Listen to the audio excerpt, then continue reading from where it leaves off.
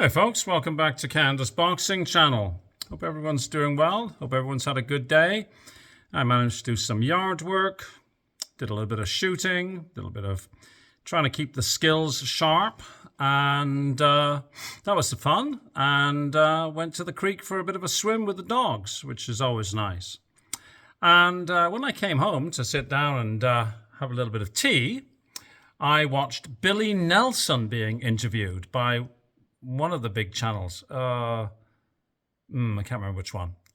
It doesn't really matter. One of the channels with like 1 million subscribers. Anyways, Billie Nelson is in Dubai at the moment. Lewis Crocker is having his training camp there ahead of his rematch with Paddy Donovan. Billie Nelson was saying that Lewis Crocker was...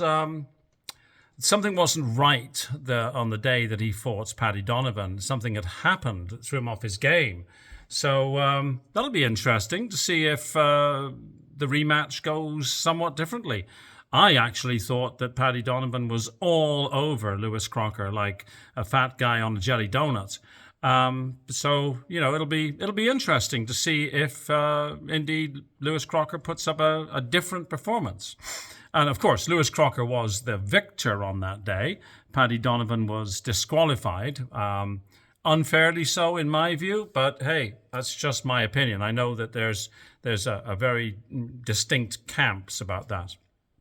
But it wasn't so much the Lewis Crocker story that attracted my attention. It was none other than the King of Scotland, the sparring champion of the world, and the buffet king, Martin Bakole, who was being spoken about by Billie Nelson. The conversation that the the journalist interviewer was leading down the way was about whether Martin Bakole would give Moses Itauma rounds. And Billie Nelson was not happy about that. Thought it was very disrespectful to suggest that Martin Bakole would give Moses Itauma rounds. Billie Nelson's of the view that Martin Bakole would destroy Moses Itauma. Well, I mean, Martin Bakole is a very big promoter not in the sense of Frank Warren, but he's very, very bullish on Martin Bakole. He's always speaking very, very highly of him, but perhaps too highly, quite frankly. So anyhow, as far as Billie Nelson is concerned, at least officially, Martin Bakole would have the better of Moses Itauma. I think it would be an interesting challenge. I can see a Bakole that is in shape. I'm thinking of the kind of shape that he was in against Jared Anderson, who, by the way, Billie Nelson was saying that Bakole's even better now than he was against Jared Anderson. And I think of Jared Anderson as being Martin Bakole's high watermark. But anyhow, if Bakole was in that shape, I think it would be an interesting fight with Moses Itauma. He could certainly take Moses possibly into deep waters, and he can punch. He is a skilled guy.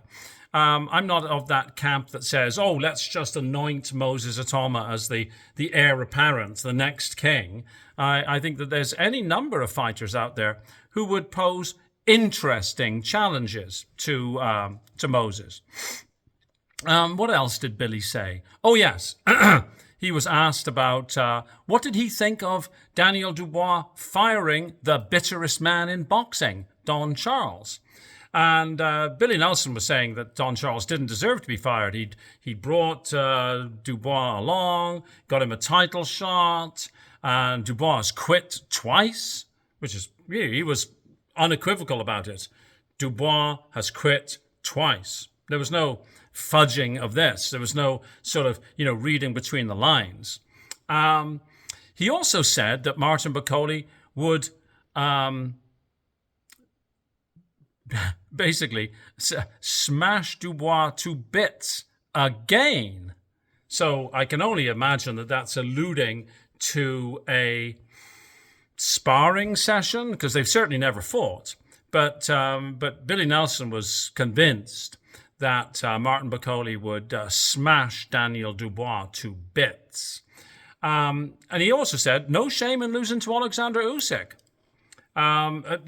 Dubois, I mean. Beaten by a generational great. Though, of course, Bakole has said that he smashed Usyk to pieces and there was blood all over. And Usyk had to leave the ring or the facility. So, I don't know. I mean, there's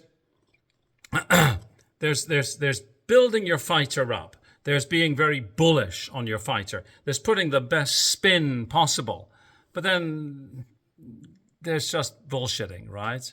And that's where I think Billy kind of gets himself into the glue, is he's hyperbolic to a ridiculous degree. But he said that Bakole doesn't have a fight on the go at the moment.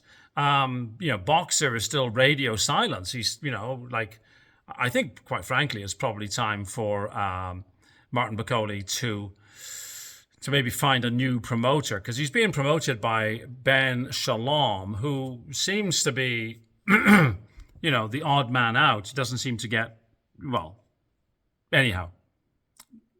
I'm not sure. If Bakole is as good as Billie Nelson says, why doesn't he just switch over to Matchroom or to Frank Warren's shop? Or maybe Bob Arum's shop? Like, why stick with Ben Shalom? I'm not sure why.